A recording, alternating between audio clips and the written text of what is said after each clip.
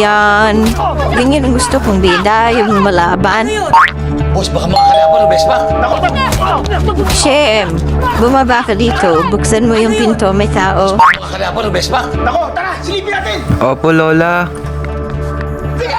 Lola, anong ulam? Walang pasada ang lola mo ayon. Magulang ka muna ng palaka. Lola naman eh. Lola, sa Ira nga pala, gagawa kami ngayon ng school project. Hi, Lola Maria. Magandang hapon sa'yo, Ira. Anong klase ba yung suot mo, Ining? Halos halay mo ng buong kaluluwa mo.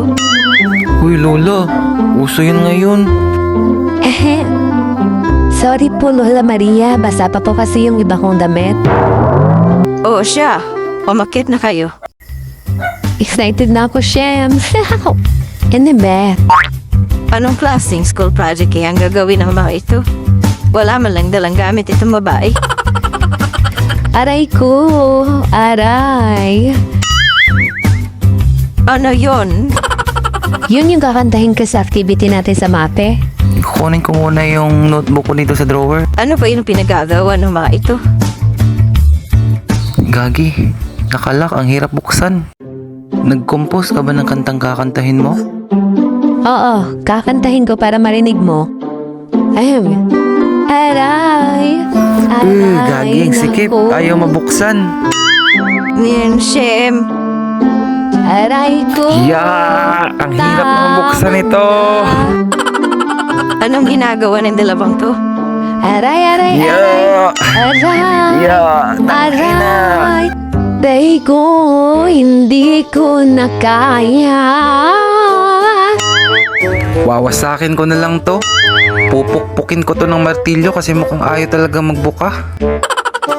Mahabaging Diyos. Shem, Ira, anong ginagawa? Lola? Anong ginagawa mo dito?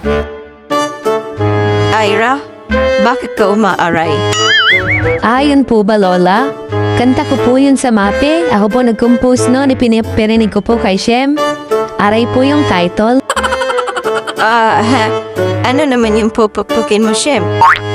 Ah, yun po ba, Lola? Yung drawer kasi dito sa kwarto ko ayaw magbukas. Parang may bumara. At saka, ba't ka po nandito? May utos ka po ba? Wala naman, anak. Akala ko kasi kung ano na. Ay, Diyos ko, salamat. Yun lang pala.